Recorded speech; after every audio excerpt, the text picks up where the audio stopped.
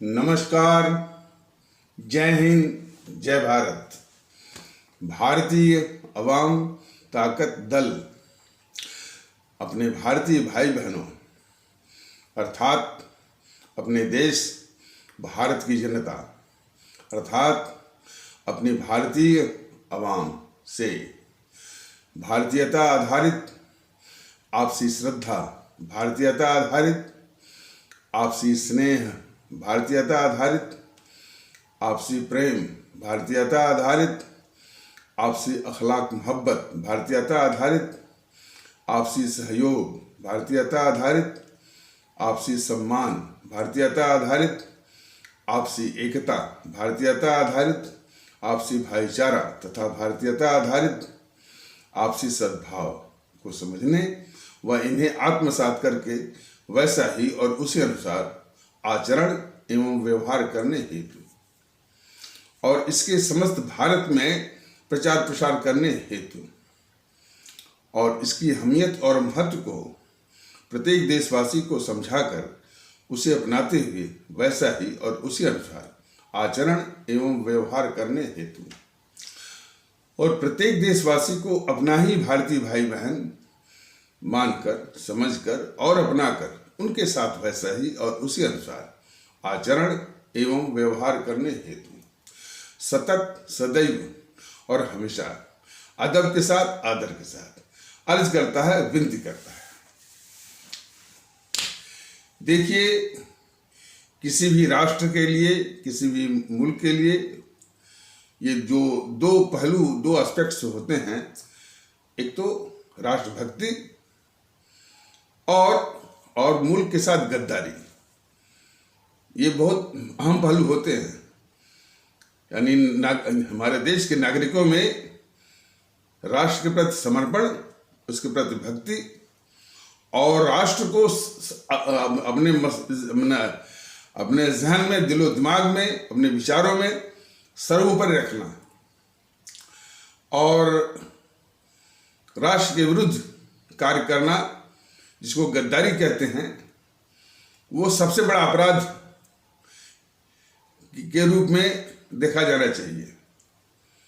तो भारतीय अवाम ताकत दल अपने आदरणीय भारतीय भाई बहनों के सामने यह स्पष्ट करना चाह रहा है कि जितना महत्वपूर्ण देशभक्ति है, राष्ट्रभक्ति है, और उतना ही ये भी जानना महत्वपूर्ण है कि देश के साथ गद्दारी भी जो है वो सबसे बड़ा अपराध है। इससे बढ़कर के कोई अपराध है नहीं। और इसके बाद जो है और राष्ट्र का महत्व के बाद ये भी बताया गया कि और जो हमारी भारतीय अवाम है जो है उसकी वरीयता, उसकी सर्वोच्चता, मतलब कि सबसे ऊंचा हमारा राष्ट्र भारतवर्ष, उसके बाद हमारी अवाम और उसके बाद हमारा देश का, भारत का संविधान, और उसके बाद हमारी ये सोच और दृष्टिकोण साझी सोच के लिए और साझी समझ के लिए। तो इसी विषय पर भारतीय अवाम ताकत दल अपने सभी आदरणीय भारतीय भाई बहनों से ये कहना चाहेगा, निवेदन करना चाहेगा कि देशभक्ति, राष्ट्रभक्ति की भावना हमारे प्रत्येक भारतीय भाई बहनों में लाना बहुत जरूरी है। लेकिन वास्तविकता यह है कि हमारे भारतीय भाई बहनों और हमारे आदरणीय भारतीय अवाम में ये जो देशभक्ति की भावना है, इसका बहुत बड़ा अभाव है और उस अभाव का स्थान ले लिया है पाखंड और दिखावा, और ये उससे भी दुखदायी स्थिति है। और इसलिए वो और उसके बाद उसको कभी सम्मेलनों में, मुशायरों में, ऊंचे ऊंचे मंचों की शोभा बढ़ाने में ये देशभक्ति की बात देखी जाती है। देशभक्ति के लिए इन सब की कोई जरूरत नहीं। देशभक्ति एक जज्बा है, एक भावना है जो हमेशा हमारे प्रत्येक भारतीय भाई बहनों के दिलो दिमाग में होनी चाहिए। और भारतीय जनता पार्टी दल ने बिल्कुल स्पष्टता से और यूं कह लीजिए बगैर लाग लपेट के, बगैर किसी संकोच के इस कड़वे यथार्थ को अपने आदरणीय भारतीय भाई बहनों के समक्ष रख रहा है कि इसका बहुत बड़ा अभाव है। और उसके संकेत, उसके नमूने भी आपके सामने होंगे। नमूना यह है कि हमारे देश में जब कोई सरेआम यह नारा लगवाता है, हमारे देश में जब कोई सरेआम नारा लगवाता है कि भारत तेरे टुकड़े होंगे और भारत की बर्बादी तक जंग जारी रहेगी, इतना खतरनाक नारा वो भी इसी देश में रहते हुए जब लगवाता है, तो हमारे देश के लोगों में इसके प्रति जो है कोई रोष, कोई गुस्सा नहीं होता है। वही किसी पंथ की बात, यानी हिंदू सनातन के खिलाफ कोई बोल दे, वो जो धार्मिक पुस्तकें हैं उन पर कोई बोल दे हिंदू सनातन के, तब इतने बड़े प्रदर्शन सड़कों पर लोग देखे जाते हैं। वहीं पर भारत तेरे टुकड़े होंगे और भारत बर्बादी तक जंग जारी रहेगी, कोई गुस्सा, कोई रोष, कोई प्रदर्शन नहीं होता है। और यही चीज जो दूसरे पंथ है, खास करके इस्लाम पंथ, और इस्लाम पंथ के जितने अनुयायी हैं, उनमें यदि इस्लाम के खिलाफ, उनके धर्म पुस्तकों के खिलाफ, उनके जो आदर्श हैं, अल्लाह खुदा, उनके खिलाफ यदि कोई बात कह दी जाए तो सड़कों पर उतर आएंगे, पूरा सड़क घेर लेंगे, यानी सर तन से जुदा की धमकियां मिलने लगेंगी, हिंसाएं भी होंगी। लेकिन वही तबका जब भारत तेरे टुकड़े होंगे और भारत की बर्बादी तक जंग जारी रहेगी, कोई सड़कों पर नहीं आता। यह एक यथार्थ है। तो इस तरह से तमाम इस तरह के मिसाल हैं जो कि दिखाते हैं कि हमारे देश के लोगों में देशभक्ति का बहुत बड़ा अभाव है। कुछ नमूने और भी हैं। जब अटल बिहारी वाजपेयी की सरकार थी, एनडीए वाली, और उसमें जब एक विमान का अपहरण हुआ था, जो कि विमान काठमांडू से चला था दिल्ली के लिए, और वो विमान अपहृत करके आतंकवादियों ने उसको कंधार ले गए थे और वहाँ से ये दबाव बना रहे थे कि जो आतंकवादी वो हाफिज सईद है उसको छोड़ा जाए। अब देखिए हमारे देश के लोगों में देशभक्ति जो है किस कदर, देशभक्ति का भाव किस कदर है। तो यहाँ के लोग और खास करके जो विमान यात्री थे उनके परिजन, उन्होंने विदेश मंत्रालय और प्रधान मंत्रालय को घेर लिया और वहीं पर छाती पीट पीट करके ये मांग करने लगे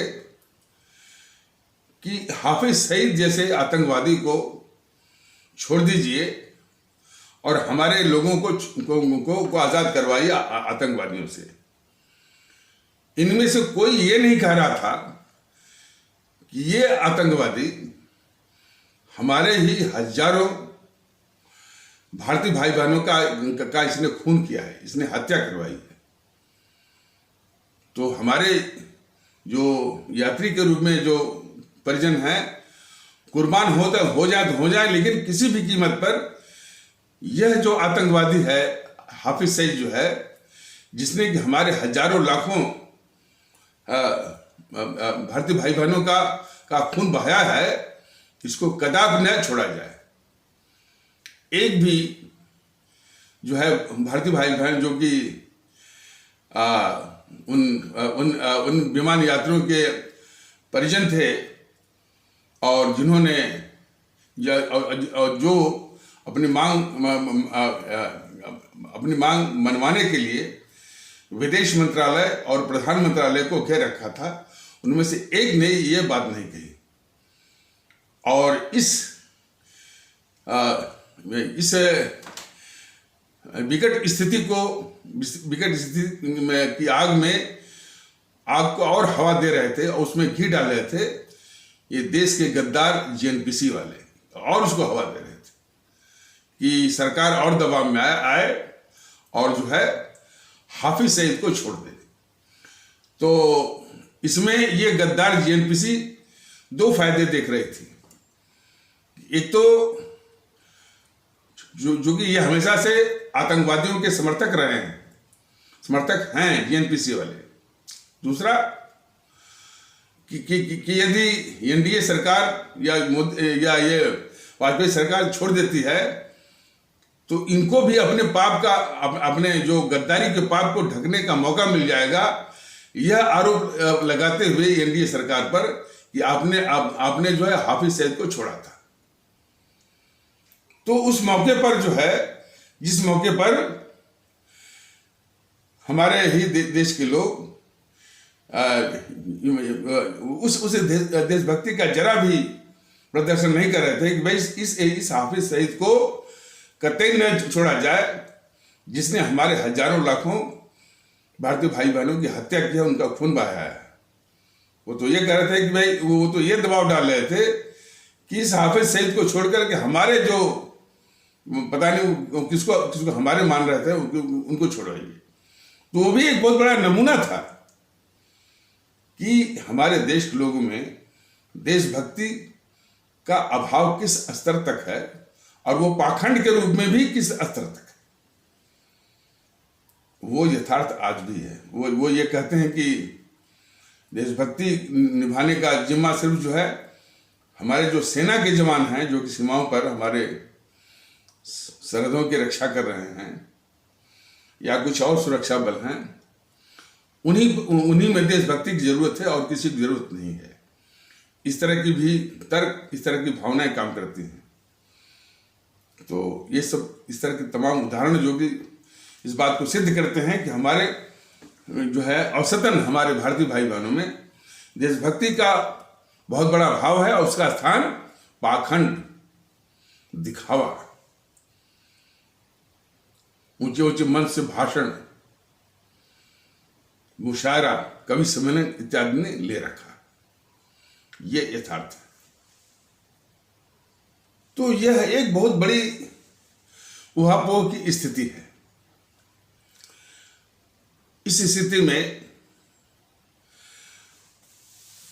इस देश का एक संगठन है जीएनपीसी, गांधी नेहरू परिवार चांडाल चौकड़ी काकस, जिसे हमारे आदरणीय भारतीय भाई बहन उसको भूल से या भ्रम से या गलती से कांग्रेस कहते चले आ रहे हैं, और जिसने कि छल कपट के द्वारा जो है भारत निर्वाचन आयोग से भारतीय राष्ट्रीय कांग्रेस के रूप में, भारतीय राष्ट्रीय कांग्रेस के नाम से राजनीतिक दल के रूप में मान्यता ले रखी है।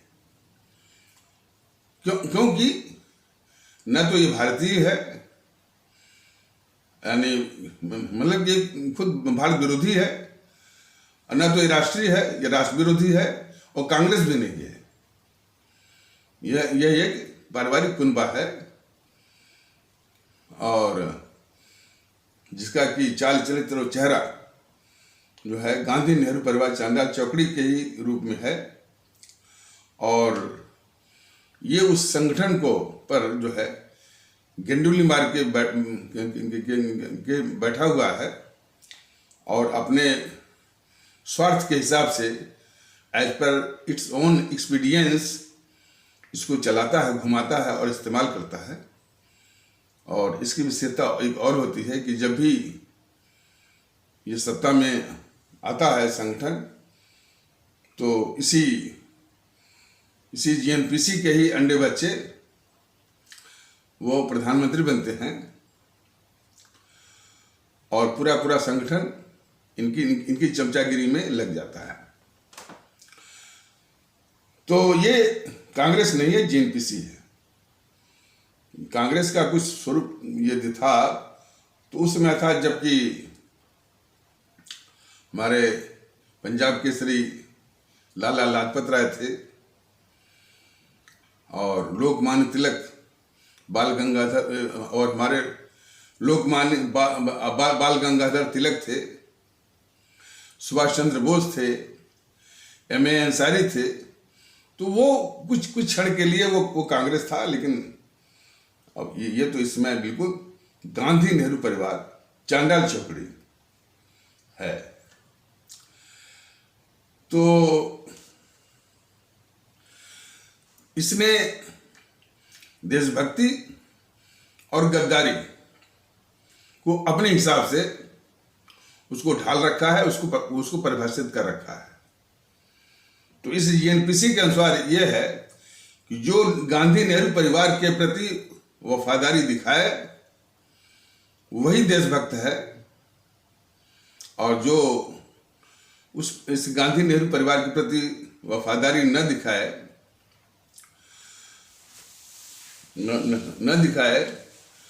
तो वो देश का गद्दार है। इंडिया इज इंदिरा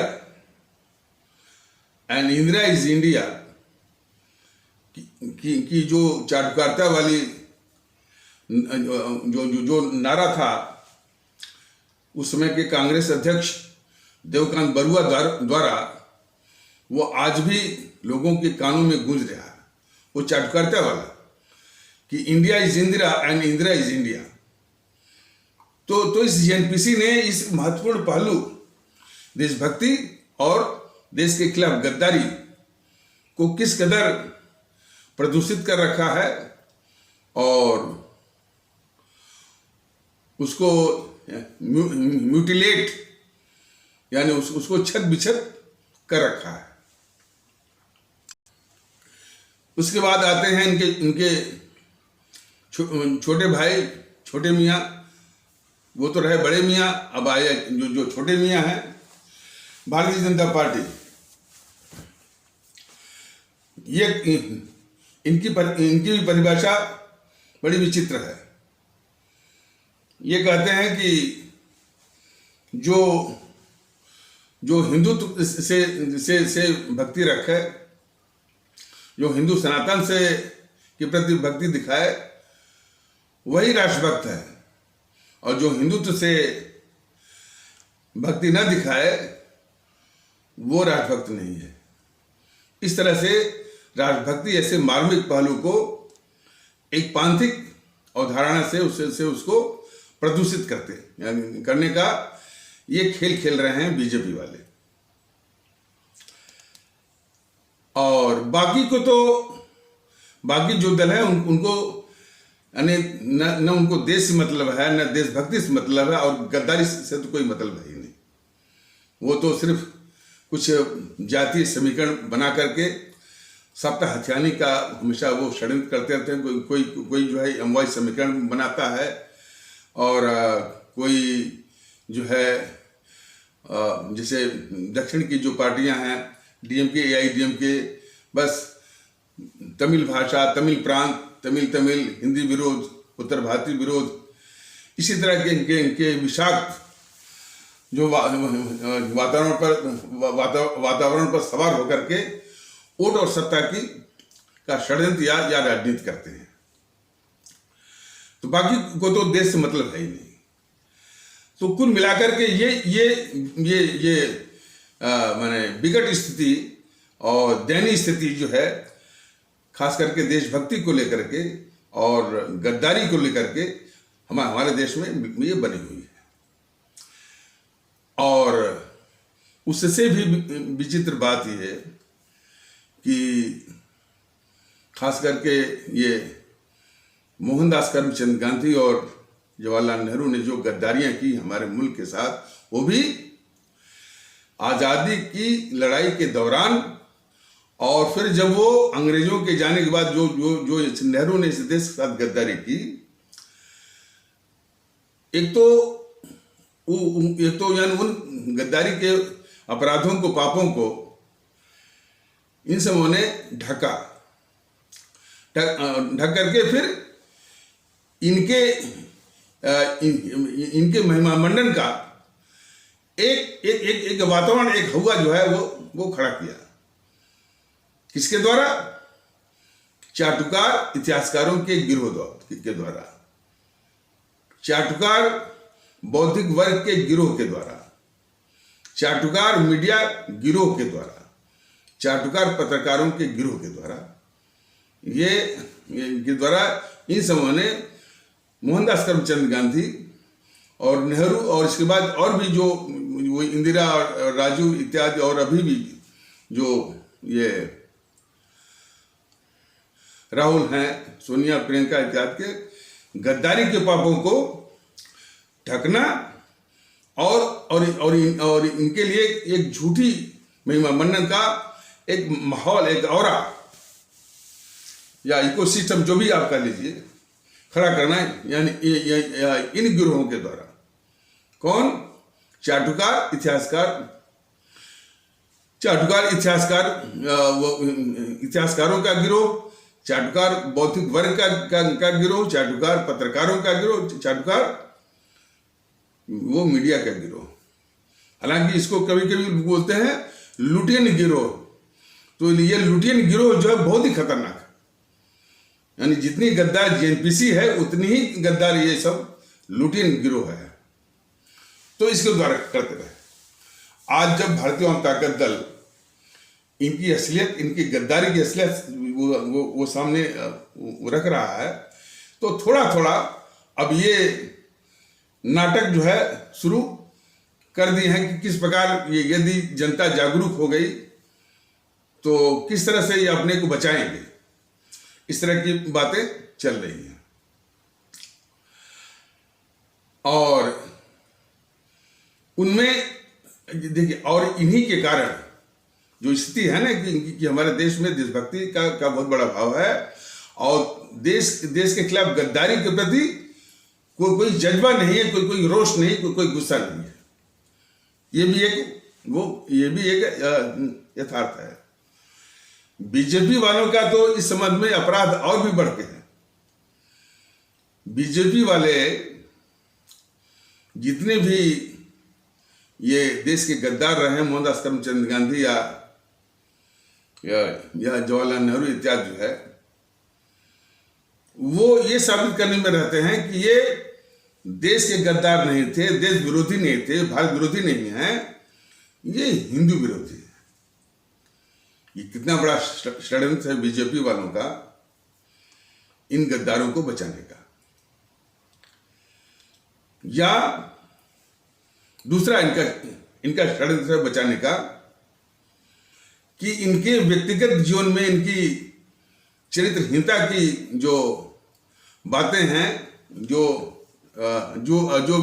वृतांत हैं, खास करके मोहनदास करमचंद गांधी और जवाहरलाल नेहरू इत्यादि और इंदिरा वगैरह जो है, उसकी कहानियां बना करके या उनके उदाहरण दे करके इनके देश के खिलाफ, भारत के खिलाफ गद्दारी के पापों को ढकने की साजिश बीजेपी के सिवा सालार वो करते रहते हैं। चरित्रहीनता, व्यक्तिगत जीवन। और चौथा इनका जो षड्यंत्र है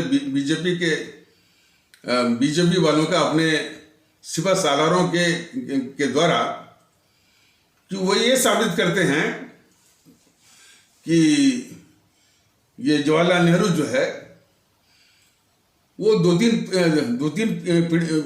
जवाहरलाल नेहरू के 2-3 पीढ़ी पहले ये मुसलमान थे। तो यदि मुसलमान इनको साबित कर देंगे तब ये देश के सबसे घृणित, यहां तक कि गद्दार से भी घृणित ये साबित हो जाएंगे। इस मानसिकता से काम कर रहे हैं बीजेपी वाले।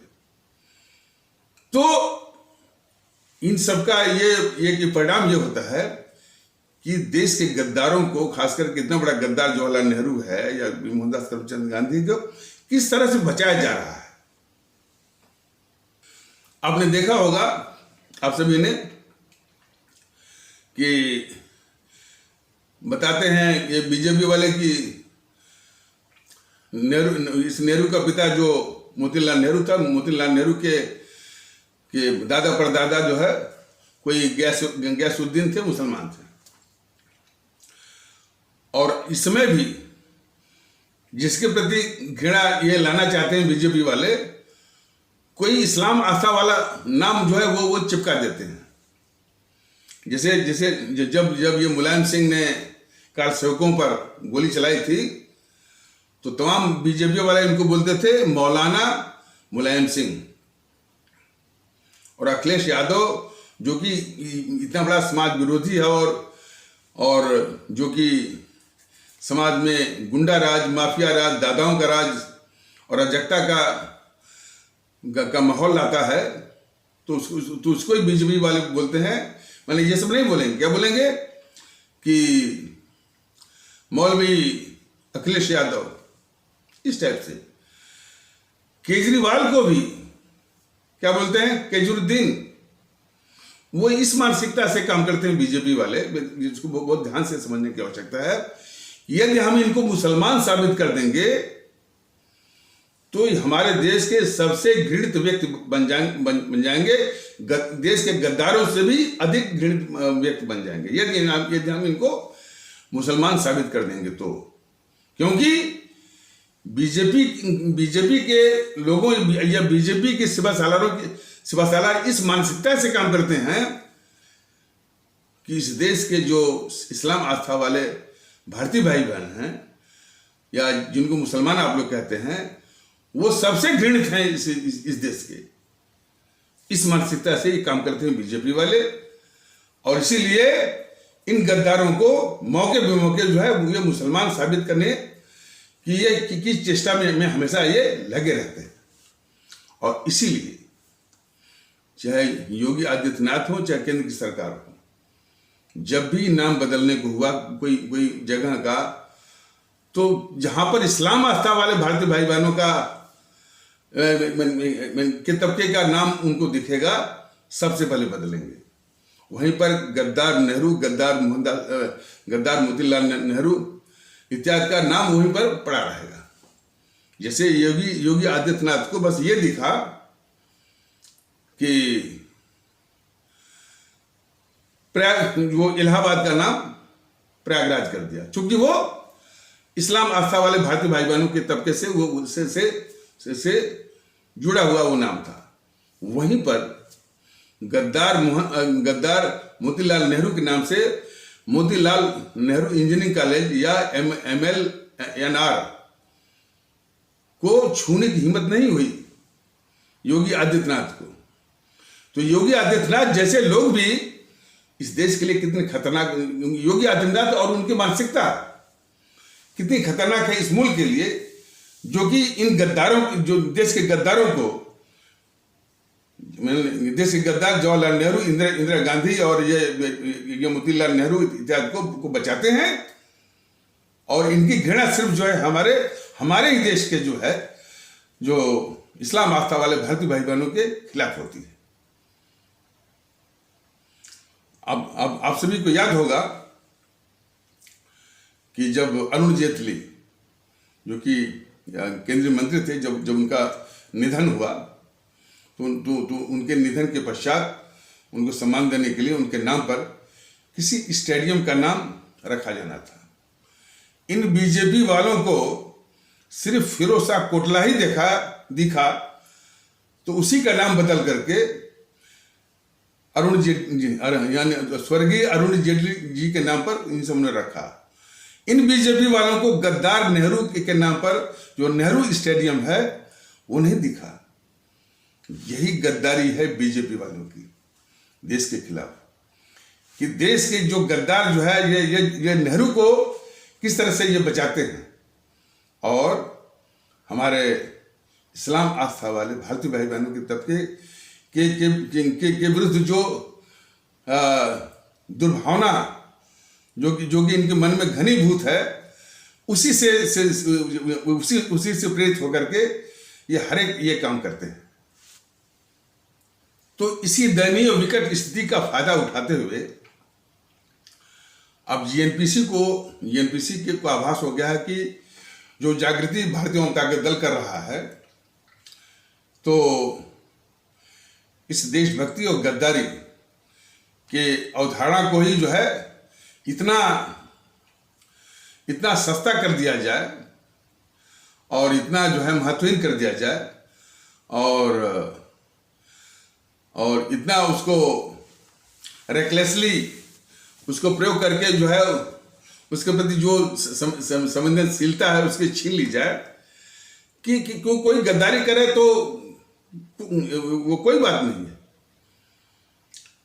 और ताकि नेहरू की गद्दारी छिप जाए, इंदिरा की गद्दारी छिप जाए, मोहनदास करमचंद गांधी की गद्दारी छिप जाए।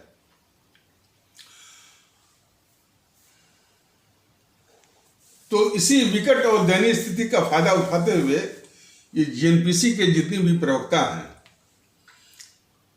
और टीवी चैनलों पर यह कहना शुरू कर दिए हैं कि भाई जो हमको गद्दार कहेगा उसको हम पीटेंगे, उसको मारेंगे।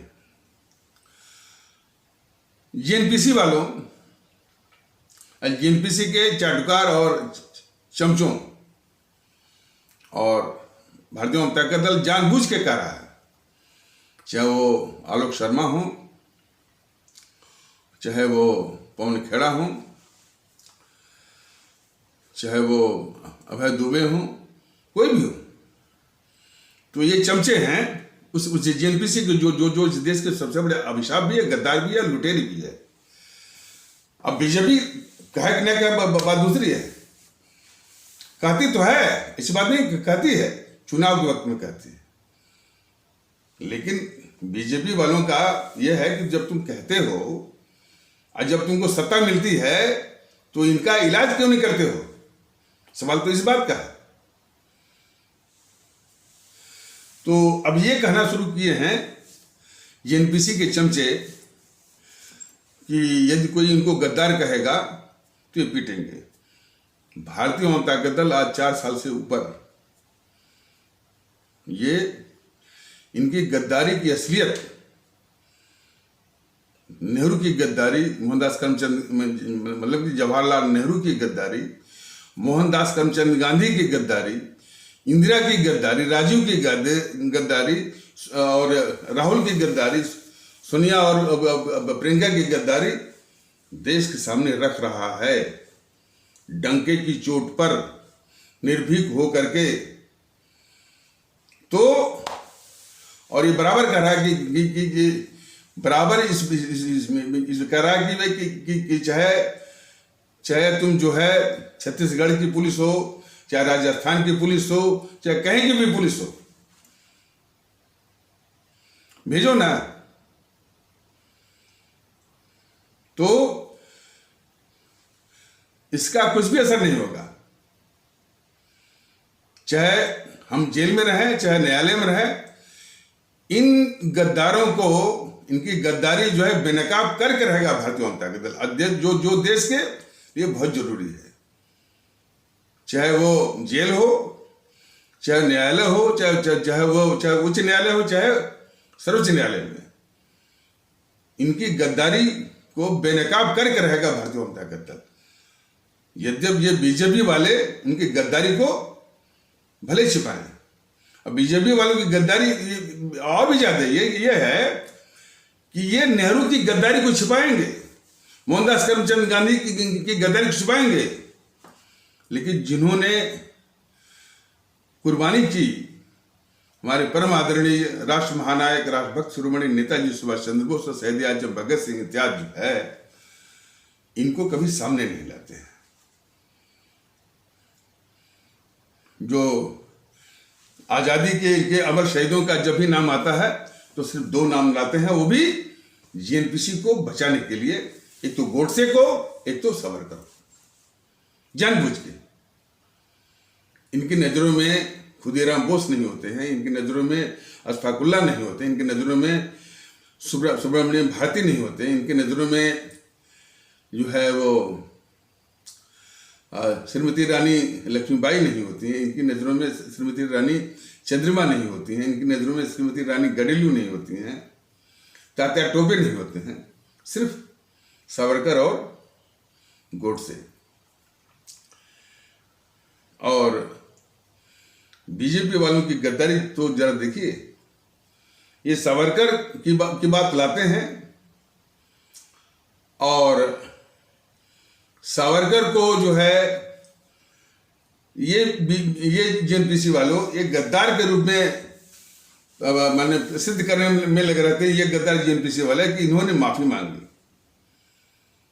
बीजेपी वालों की घिघी बंद हो जाती है कि माफी जो है इस गद्दार मोतीलाल नेहरू ने जो है, जवाहरलाल नेहरू जब नाभा जेल में बंद था, जबकि शुरू में राजनीतिक जीवन में इसका पिता मोतीलाल नेहरू इसको राजनीतिक जीवन में उतार रहा था, तो ये किसान आंदोलन में शामिल हुआ था जवाहरलाल नेहरू, तो नाभा जेल में बंद हो गया था। तो नाभा जेल से छुड़वाने के लिए इसका पिता मोतीलाल नेहरू जो है, इसके पिता मोतीलाल नेहरू यानी जवाहरलाल नेहरू को छुड़वाने के लिए इसने अंग्रेजों से माफी मांगी थी। ये वास्तविकता है। तो अंग्रेजों से माफी मांगने वाले गद्दार जो है जवाहरलाल नेहरू है, सावरकर जी नहीं है। सावरकर जी से इन जीएनपीसी वालों की खुंदक बस इसी बात की है, हमारे सभी आदरणीय भारतीय भाई बहन जाने कि 1857 की जो हमारी क्रांति है, जो कि कई मामलों में जो है वो बेमिसाल है, और विशेष करके यहाँ हिंदू मुस्लिम एकता के रूप में, जिस एकता से अंग्रेज भी हिल गए थे, डर गए थे, और हिंदू मुस्लिम एकता को खंडित करके रखना है, ये उनकी शासन की एक अविभाज्य नीति बन गई थी। और कई मामलों में वो जो है वो जो माने देश के हित वाली जो पहलू थे उसकी पराकाष्ठा थी। एक तो हिंदू मुस्लिम एकता भी थी और देशभक्ति का, उसको ये जीएनपीसी वाले अपने चालुकार इतिहासकारों के द्वारा उसको महत्वहीन करते हैं, उसके महत्व को घटाते हैं। लेकिन वीर सावरकर ये पहले ऐसे क्रांतिकारी थे जिन्होंने उसको स्वतंत्रता की प्रथम क्रांति का नाम दिया और उसके विषय में पूरे देश को परिचय करवाया और किताब लिखी उसके ऊपर, फर्स्ट वार ऑफ इंडिपेंडेंस। ये खुंदक है जो है चाटुकार और अंग्रेजी सरकार के चाटुकार जीएनपीसी वालों का, ये वास्तविकता है। इसीलिए हमेशा उनको नीचा दिखाने की कोशिश करते हैं, और जब भी नीचा दिखाने की कोशिश करते हैं बीजेपी वाले उनके आगे भीगी बिल्ली बन जाते हैं। उसका नमूना यदि जानना हो तो हमारे आदरणीय भारतीय भाई बहन इसको जरा गौर से देखें कि जब ये हुआ खड़ा किए जीएनपीसी वालों ने कि सावरकर ने माफी मांगी। अच्छा, उसके पहले हमारे वीर सावरकर जो है, जो कि 30-35 साल तक जेल में रहे और 10-15 साल तो कठिन यातनाओं को झेले, उसका सामना ये गद्दार नेहरू करेगा जो कि कुछ ही समय के लिए जेल गया और उस जेल में अंग्रेजी सरकार की बहुत बड़ी कृपा उसको मिलती रही, दामादों जैसी सेवा और सुविधा प्राप्त करता रहा अंग्रेजी सरकार से, वो एनपीसी जो है हमारे वीर सावरकर को पर बोलने का अधिकार रखती है, लेकिन हाँ ये बीजेपी वाले उसको ये अधिकार उसको दिलाते हैं, ये गद्दार बीजेपी वाले। तो सवाल इस बात का है कि हाँ, तो किस प्रकार ये बीजेपी वाले जो है सावरकर जी का नाम लेकर के भी इन गद्दार एनपीसी वालों से अपमानित करवाते हैं, इसका नमूना भी जरा हमारे आदरणीय भारतीय भाई बहन जरा देखें इसको। तो ये सब वही उठाते हैं कि इन्होंने माफी मांगी और इसी पर ये गद्दार राहुल गांधी हमेशा बोलता रहता है और उसके और भी चमचे बोलते रहते हैं। बीजेपी सरकार यानी मोदी सरकार के केंद्रीय मंत्री श्री राजनाथ सिंह ने सरेआम लोकसभा में या संसद में बोला कि हाँ इन्होंने माफी मांगी थी। देखिए किस तरह से ये जेएनपीसी वालों का समर्थन करते हैं, जेएनपीसी वाले बचाते हैं बीजेपी वाले। उसका नमूना राजनाथ महोदय कह रहे हैं संसद में कि हाँ उन्होंने माफी मांगी थी, लेकिन वो माफी गांधी के कहने पर मांगी। मैंने एक छोटा सा चेहरा वो छुपाने वाला। तो वो नमूना है कि किस तरह से बीजेपी वाले इस कांग्रेस को बचाते रहते हैं, यहां तक कि सावरकर जी का नाम भी लेते हैं। और जिस सावरकर के आगे ये नेहरू और गांधी कहीं नहीं ठहरते हैं और उसी सावरकर को हमेशा ये आक्रमण करते रहते हैं। और ये बीजेपी वाले सिर्फ नाम लेते हैं एनपीसी के द्वारा आक्रमण का शिकार बनाने के लिए नाम भी लेंगे। तो इस कदर हमारे आदरणीय भारतीय भाई बहन जरा देखें कि किस कदर ये इन कांग्रेसियों को और कांग्रेस के गद्दारों को बचाने के षड्यंत्र में हमारे सावरकर जी की भी जो देशभक्ति है, कुर्बानी है, उसकी भी आहूत देने में ये हिचकते नहीं हैं बीजेपी वाले। तो अब इस संदर्भ में आ जाइए कि ये अब वो एनपीसी के जो चमचे हैं कह रहे हैं कि यदि उनको कोई गद्दार कहेगा तो पीटेंगे। अरे चमचो, तुम क्या पीटोगे? बस इस जनता को जागृत होने दो। वो खुद ही जनता ही तुमको पीट करके इस देश के बाहर कर देगी और सबसे पहले उस गद्दार राहुल को बाहर करेगी इस देश से। बस वो जागृति का वो दिन आने दो। तो पीटने की धमकी मत दो। जनता को बहुत दिनों तक जो है झुठलाया नहीं जा सकता, बरगलाया नहीं जा सकता। वो ये कहावत है ना कि you can fool some people forever, you can also fool all people for some time, but you can't fool all people for all time. तो कहने का तात्पर्य है कि भाई आप कुछ लोगों को हमेशा के लिए मूर्ख बना सकते हैं। आप जो है सभी को कुछ समय के लिए भी मूर्ख बना सकते हैं, लेकिन आप कदापि सभी लोगों को हमेशा के लिए मूर्ख नहीं बना सकते। तो ये इस यथार्थ का सामना करें एनपीसी के सिपहसालार और चमचे। तो जनता जिसमें जागृत हो गई और इन खास करके जवाहरलाल नेहरू, इंदिरा और राजीव और राहुल के जैसे गद्दारों को पहचान गई, तो इनका हाल क्या करेगी बस इसकी कल्पना कर लो। और आपको पीटेगी नहीं, बस इसी रूप में आपका वो हसर करेगी कि आप इन गद्दारों के चमचे हो। और बीजेपी वालों को शर्म भी नहीं आती क्योंकि बराबर बोला गया कि जब तक इन गद्दारों को, इनकी गद्दारी को बेनकाब नहीं किया जाएगा, तब तक हमारे सुभाष चंद्र बोस, भगत सिंह इत्यादि जिनको इन सबों ने षड्यंत्र के तहत जो है वो पृष्ठभूमि में रखवाया हुआ है, उनकी वीर गाथा, उनके महत्व को, उनकी देशभक्ति के जज्बे को सामने नहीं आ सकता। लेकिन वही वही षड्यंत्र मैंने कांग्रेसियों वाला षड्यंत्र बीजेपी वाले भी कर रहे हैं। उसका नमूना तो मैंने बताया था ना कि मोदी महोदय ने तमगा तो लूट लिया कि ये हमारे सुभाष चंद्र बोस के प्रति बड़ी भक्ति दिखाते हैं, और उसकी भी एक जो है वो पृष्ठभूमि है। जब ये गुजरात के मुख्यमंत्री थे तो सुभाष चंद्र बोस के पौत्र या पौत्र जो है वो चंद्र कुमार बोस उनसे मिले थे, और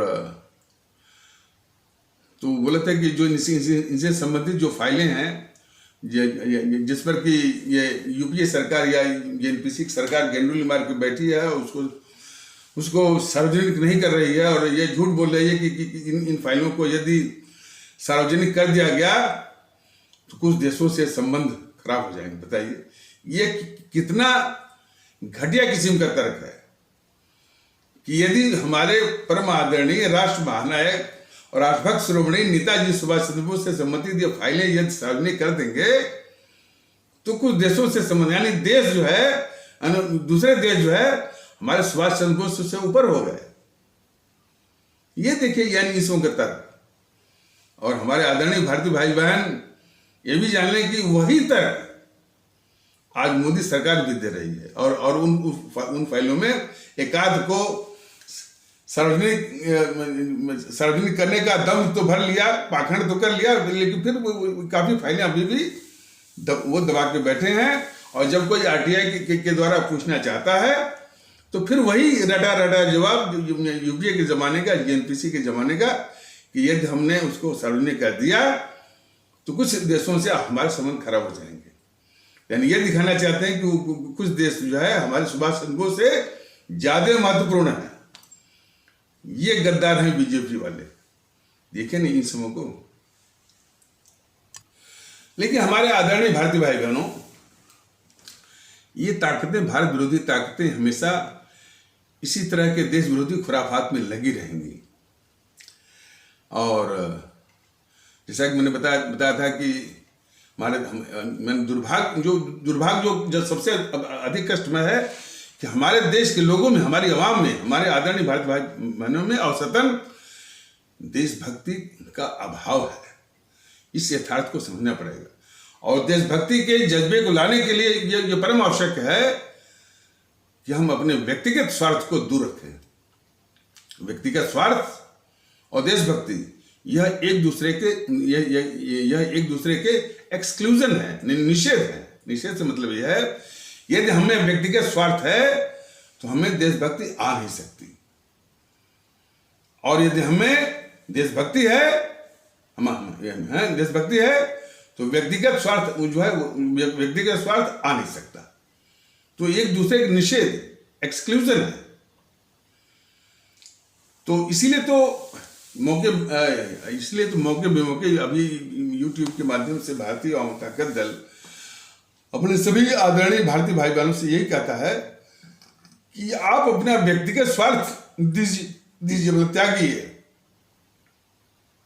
भारतीय आवाम ताकत दल आपको दूसरी और वास्तविक आजादी देगा, उन्हीं से प्रेरणा लेकर के। किनसे? हमारे परम आदरणीय राष्ट्र महानायक राष्ट्रभक्त शिरोमणि नेताजी सुभाष चंद्र बोस की उस आह्वान, क्या बोले थे कि तुम मुझे खून दो, मैं तुमको आजादी दूंगा। अब बहुत ही एक अद्वितीय ऐतिहासिक नारा था, और उसके बहुत दूरगामी उसके अर्थ थे, इम्प्लीकेशंस थे।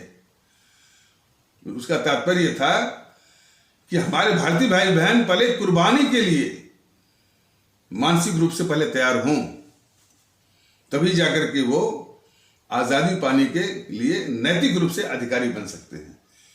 ये उसका तात्पर्य था उस आह्वान का।